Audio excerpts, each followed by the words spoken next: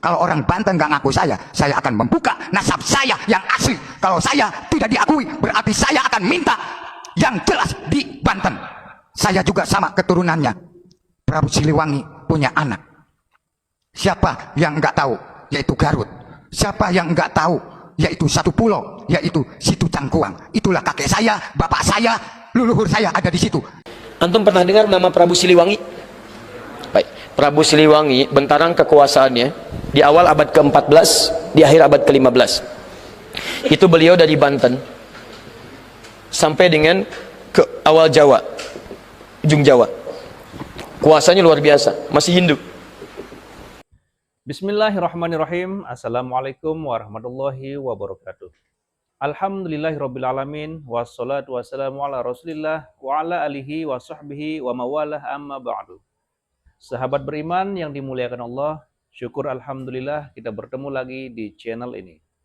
Pada kesempatan yang berbahagia ini, mari kita simak bersama kajian yang sangat luar biasa yang akan disampaikan oleh guru kita.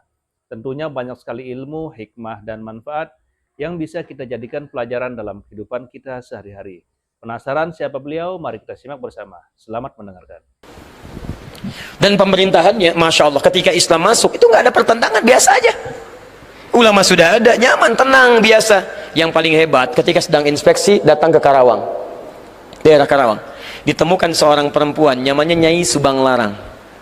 Sedang membaca Al-Quran. Nyai Subang Larang itu diantara muridnya Syekh Qura. Syekh Qura itu nama aslinya Syekh Hasanuddin. Ketika pulang dari Mekah, maka disebut Ummul Qura, maka disebut Syekh Qura. Bikin pesantren beliau di Karawang. Sampai sekarang masih ada pesantren Syekh Qura. Baik diantara muridnya namanya Nyai Subang Larang. Baca Al-Quran.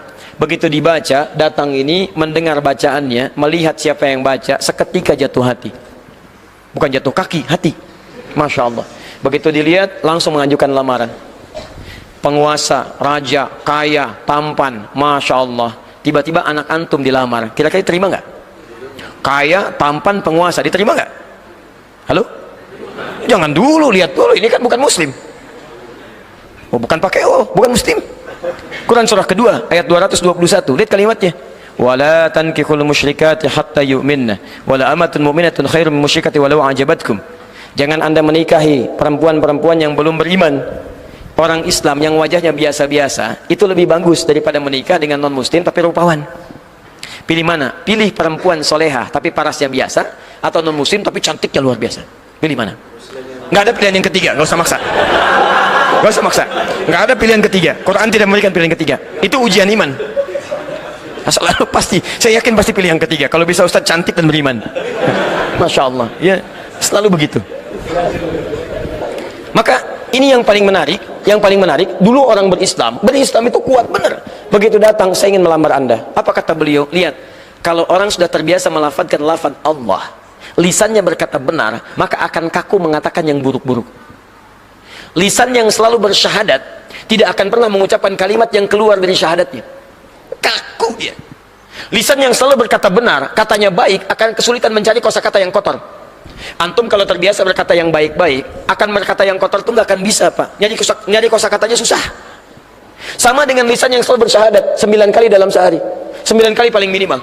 Subuh sekali, zuhur 2 kali, asar 2 kali, maghrib 2 kali, isya 2 kali. Asyhadu an la ilaha illallah, asyhadu anna Muhammadar Rasulullah. Lisan orang bersyahadat mustahil bisa mengungkapkan dengan lisannya kalimat-kalimat yang mengurangi nilai syahadatnya. Tiba-tiba bisa mengatakan semua agama adalah sama, menuju pada Tuhan yang sama, cuma caranya beda-beda. Bagaimana bisa berkata begitu? Lisan orang beriman yang mengucapkan syahadat mustahil bisa keluar, susah. Mau menyebutkannya susah karena lisan ini selalu bersyahadat dalam kebaikan. Telunjuk yang menunjuk kepada Allah, asyhadu an la ilaha illallah, telunjuk tauhid, itu tidak akan pernah digunakan untuk bermaksiat. Mustahil telunjuk ini bisa digunakan pada pena untuk tanda tangan proyek yang bermasalah, tanda tangan yang bermaksiat, tanda tangan proyek yang tidak jelas. Mustahil, karena telunjuk ini selalu mengatakan asyhadu an la ilaha illallah, ilaha illallah, ilaha illallah. Orang yang mengatakan la ilaha menafikan Tuhan yang lain, menetapkan Allah, dan Allah itu bukan cuma nama Tuhan, ilahul ma'bud. Komitmen untuk menyembahnya. Menyembah itu taat aturan. Kata Allah jangan mencuri. Wailul lil mutaffifin. Celaka, celaka, celaka orang yang mencuri. Celaka. As-sariqu was-sariqatu faqtu aydiyahuma. Daripada tangan dipakai mencuri, potong aja. Saya enggak ridho, kata Allah. Tiba-tiba telunjuk ini berbuat maksiat, mustahil. Kaki yang selalu melangkah pada kebaikan mustahil bisa melangkah pada yang buruk. Kalau kaki antum selalu digunakan pada yang baik-baik, masuk masjid digunakan dengan cara yang baik, wa ibadur rahmanil ladzina yamshuna 'alal ardi hauna, jalannya tenang, tidak pernah angkuh, wala tamshi fil ardi maraha, enggak mungkin bermaksiat. Begitu antum bermaksiat kaki kaku. Enggak percaya, pulang dari sini iseng-iseng pakai sendal orang. Iseng aja pakai. Begitu mau dipakai, itu kaki pasti akan kaku. Ini bukan punya saya. Tapi kalau antum enggak pernah gunakan pada yang baik, ini susah diaturnya. Begitu mau dipakai, itu bukan punya kamu, bukan. Punya kamu yang itu tuh lebih bagus lagi tuh, yang itu tinggalin. Nah ini sama, maka lisannya karena sering dipakai dengan kebaikan, baca Quran, jadi ringan keluar kalimatnya. Anda harus masuk Islam dulu, katanya Yesus Banglarang. Masuk Islam dulu, baru saya ikuti. Ringan, nggak ada apa-apa. Padahal di hadapannya seorang penguasa, tampan, punya kekuasaan, tapi kalimat itu kalau sudah lekat dengan Allah, nggak ada nilainya yang lain. Allah. Maka apa yang dikatakan dari sini? Begitu keluar, ya saya masuk Islam. Tidak ada yang duga. Tidak ada yang duga. Masuk Islam, menikah dengan Nyai Subang Larang. Lahirlah kemudian 3 anak utama. Anak pertamanya disebut dengan Walang Sungsang. Ya, mungkin lahirnya agak sedikit bermasalah ya. 1423. Yang kedua, lahir Rara Santang. Lahir tahun 1426. Yang ketiga, Raja Sengara. Begitu lahir melotot ya. 1427. Raja Sengara. Baik, yang paling menarik semuanya masuk Islam, jelas. Walang Sungsang berubah nama jadi Abdullah Iman. Abdullah Iman. Masya Allah. Perhatikan, ini begitu Islam masuk membawa pedoman kebaikan, jadi baik. Dengan Hindu gak ada masalah, dengan Buddha gak ada masalah. Tiba-tiba masuk Islam dan berubah jadi kebaikan. Tiba-tiba apa yang terjadi? Ini yang mau saya tunjukkan. Ini berubah jadi Abdullah Iman. Kemudian ini Rara Santang berubah jadi Syarifah Mudaim. Syarifah Mudaim. Pergilah haji. Saat pergi haji itu, tiba-tiba setelah selesai mau kembali, datanglah seorang laki-laki yang melihat Syarifah Mudaim, kemudian jatuh hati, minta kepada kakaknya Abdullah Iman untuk melamarnya. Maka diizinkan, menikahlah kemudian. Menikahlah Syarifah Mudaim dengan seorang laki-laki itu. Namanya siapa? Namanya Syarif Abdullah. Berasal dari Mesir. Maka diboyonglah ke Mesir. Saya simpan dulu di sini. Abdullah Iman kemudian pulang ke Nusantara, bertemu lagi dengan bapaknya.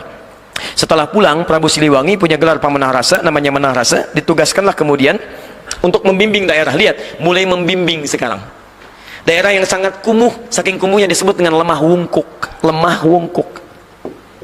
Lemah wungkuk. Masya Allah. Di sini ada campuran-campuran etnis, dari ada Arabnya, ada Cinanya, ada kemudian orang lokalnya, dan nggak ada masalah. Begitu orang Islam datang, ditata jadi bagus. Oh, mereka campuran, dalam bahasa lokal disebut dengan caruban, caruban yang bercampur. Pekerjaan utamanya ngambil udang. Ya, ambil udang kecil, dibikin kemudian terasi. Pakai air rebon, jadi rebon, air rebon, orang bilang sana Cirebon, jadi Cirebon. Orangnya caruban, tempatnya berubah dari Cirebon.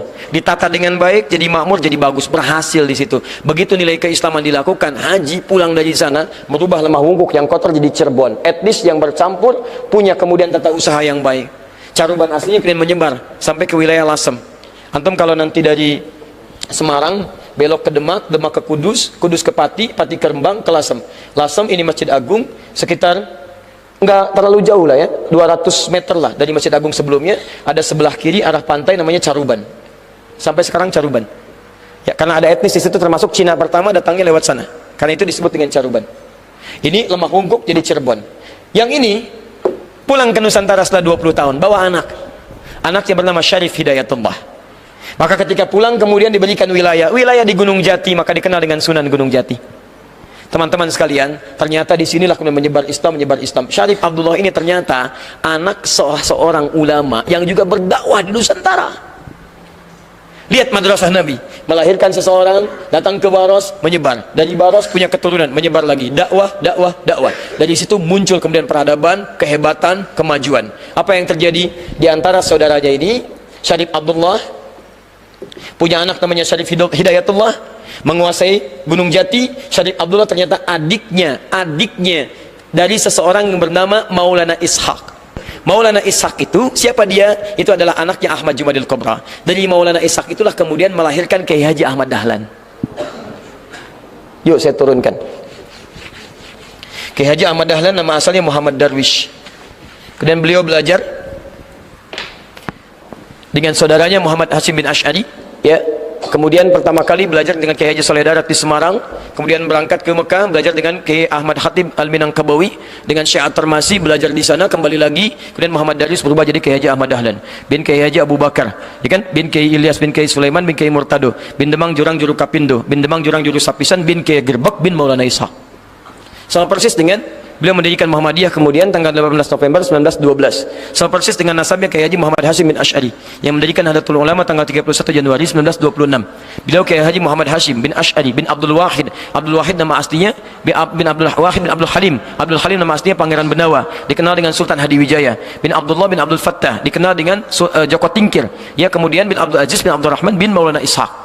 Ya, Walid Raden Ainul Yakin. Siapa Maulana Ishaq itu? Anaknya Ahmad Jamalul Kubra. Siapa Ahmad Jamalul Kubra itu? Keturunan dari Ali Zainal Al-Kabir. Ali Zainal Al-Kabir anaknya Ali Zainal Abidin. Ali Zainal Abidin keturunan dari Al-Husain. Al-Husain adiknya Al-Hasan. Al-Hasan anaknya Ali bin Abi Thalib radhiyallahu taala anhu. Ali bin Abi Thalib suaminya Fatimah Az-Zahra. Fatimah putri Muhammad sallallahu alaihi wasallam. Masih ada sampai sekarang. Kalau antum ingin tahu wilayah Ahmad Jamalul Kubra, antum ke Semarang. Dari Semarang ini, di sini suka ada aerob ini ya. Ini arah ke Demak. Sini ada flyover. Di sini makamnya, di sini Masjid Ahmad Jamalul Kubra. Warna masjidnya warna hijau, kubahnya warna emas. Di sini ada 3 gerai ATM, CMB Niaga, Mandiri dengan BNI. Sini. Ke sini arah ke Demak. Di sini ada Sultan Ageng Tirtayasa, sini ada rumah sakitnya. Di sini kemudian ada terminal. Ya. Masih ada. Dan buktinya ada semua. Ada semua. Jelas ya? Kokam belum ketemu, Kokam tenang ya. baru Muhammadiyah. Kokam belum ketemu. Nanti tahun 60-an baru ada Kokam ya. Baik, kita teruskan dulu sebentar. Sabar ya, insyaallah. Bismillah. Jadi intinya teman-teman sekalian, saya ingin turunkan ketika itu menyebar, Masya Allah, jadi kesultanan, sultan. Cuman secara singkat, ini kemudian diacak oleh Portugis. Diacak-acak. Habis. Mulai mundur. Kurang lebih 300 tahun kemudian datang VOC. VOC itu sebenarnya bukan negara, cuman kongsi dagang pengusaha hitam, cuman di backup oleh, nah ini ya, satu kesatuan yang jadi pemerintahan yang juga zalim, di backup dengan tentara dan sebagainya, akhirnya menguasailah Nusantara itu, dikuasai Nusantara. Bayangkan 300 tahun. Saya ulang, bayangkan, kebayang nggak? Belum saya ceritain, kan? Wah, segala hal dikuasai. Ya, ada yang maju dibunuh, ulama segala dihancurkan, macam-macam. Ya, maka terjadilah kemudian perjuangan. Dari mulai segalanya. Ya, ada yang bergerak dari mulai ujung sampai ke ujung, dari Aceh sampai ke ujungnya. Mohon maaf, ada muncul, ada Pangeran Diponegoro, ya ada Imam Bonjol, ada macam-macam sampai dengan ke wilayah timur. Di mata uang 1000 itu, yang dulu uang 1000, ada gambar siapa? Patimura. Siapa nama aslinya? Thomas? Bukan, enggak ada Thomas. Namanya Ahmad, bukan Thomas, Ahmad nama aslinya. Bukan Thomas, awas hati-hati ya. Hati-hati. Ternyata namanya itu bukan Thomas, namanya Ahmad. Ahmad Lusi. Ahmad Lusi ini seorang kiai, punya pesantren, punya banyak murid. Beliau yang membawa murid-muridnya untuk melawan penjajahan pada saat itu. Pertanyaan saya, kenapa kok tiba-tiba jadi Thomas? Jauh kan dari Ahmad ke Thomas. Kalau disebutkan Thomas, apa yang terbayang? Oh, jangan dulu ke situ. Thomas itu banyak, ada kereta-keretaan, ada mobil-mobilan, ada badminton, ada macam-macam. Ya, tapi umumnya orang akan berpersepsi lain. Kalau Ahmad gak ada yang lain. Disebutkan Ahmad, apa yang terbayang? Sudah gak ada yang lain kecuali Muslim. Satu kali disebutkan di Quran, surah ke-61 ayat yang ke-6, paling kiri sebelah atas. Min ba'di ismuhu Ahmad, gak ada yang lain. Kok tiba-tiba jadi Thomas? Ini antum bisa bayangkan siapa yang bikin sejarah. Dan yang paling hebat adalah setia ini berjuang 300 tahun gak berkembang. Apa yang terjadi di sini, titik yang mau saya sampaikan, sampai ketemu Indonesia. Ya, sampai kemudian dia akhirnya berbentuk hal-hal kebaikan-kebaikan dengan segala sinergitas sampai ke Kokam, sampai saya ke sini berakhir, ya. Nah, sekarang lihat sini. Bismillah. Api sejarah halaman 347, posisi paling kanan di sebelah bawahnya. Lihat sini. Setelah semua berjalan dengan luar biasa dahsyatnya, kumpullah kemudian beberapa orang soleh, terkhusus 4 orang. Ada Sayyid Abdurrahman, ada Sayyid Muhammad, ada Sayyid Sehan, ada Sayyid Al-Fakhri, berkumpul di Tanah Abang, wilayah Tanah Abang sekitaran Krukut. Kumpulnya pada hari Senin, Senin Kliwon. Tanggalnya 17 Juli tahun 1905. Bertepatan dengan 13 Jumadal Ula. Di buku itu salah tulis, dituliskan Jumadil Awal, seharusnya Jumadal Ula. Nggak ada Jumadi ya, yang ada Jumada. Tum tahu bedanya Jumadi dengan Jumada? Kalau Jumadi itu orangnya, kalau Jumada itu musimnya. Jumada itu musim gugur, musim kering. Ya kering, jadi saat semuanya sudah gugur, tumbuh-tumbuhan yang gugurkan daun dan sebagainya, orang menyebutnya Jumada. Ula tahap gugur pertama, Jumada Tsaniyah tahap gugur yang kedua, sampai muncul musim panas yang luar biasa panas. Ya sampai ke Ramadan puncaknya. Kalau Jumadi itu orangnya, tapi bahasa Arab ya, bukan bahasa Jawa. Jumadi itu orangnya, orang yang kering, ya gugur. Jadi kalau misalnya namanya Hasan misal, tapi kalau diajak senyum susah, kering gitu ya. Nah, itu orang Arab bilang enta Jumadi. Masya Allah, gitu ya. Tapi bukan bahasa Arab ya, awas. Pulang-pulang dari sini Jumadi. Masya Allah. Masya Allah, sangat luar biasa tausiah yang sudah disampaikan oleh guru kita. Sahabat beriman yang dimuliakan Allah, tetaplah di channel ini karena kajian ini belum selesai. Dan masih banyak lagi hal-hal menarik yang akan disampaikan oleh beliau.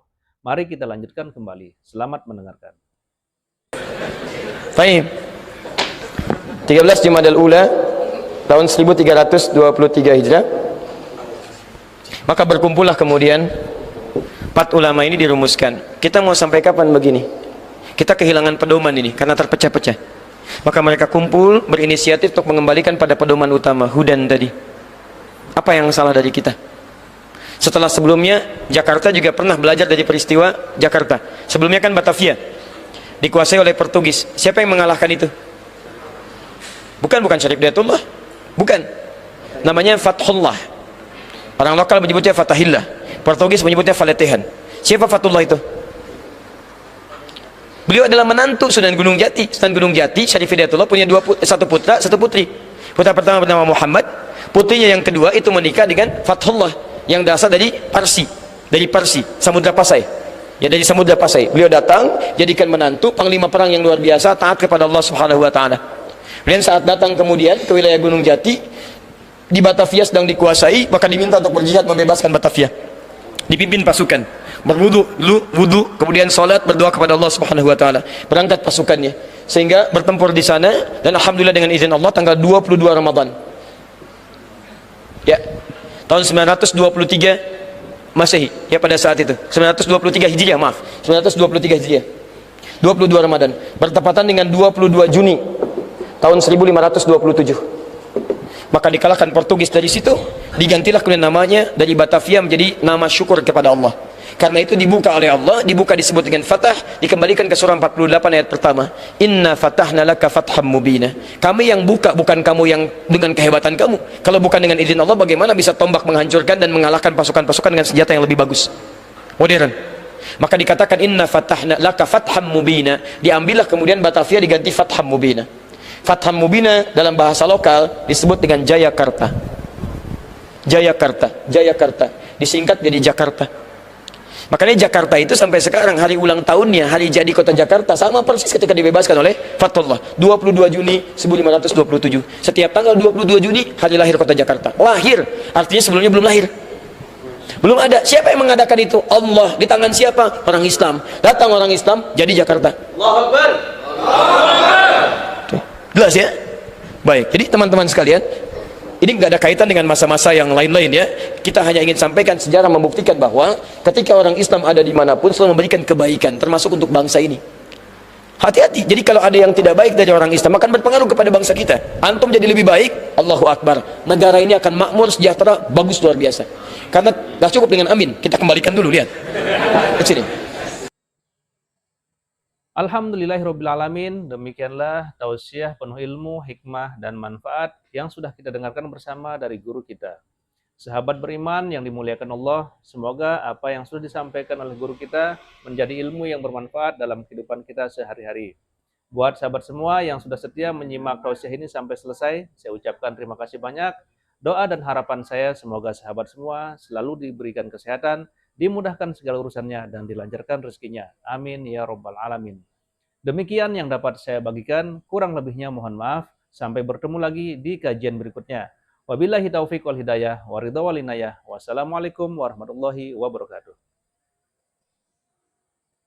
Alhamdulillahirrabbilalamin, demikianlah tausiah penuh ilmu, hikmah, dan manfaat yang sudah kita dengarkan bersama dari guru kita.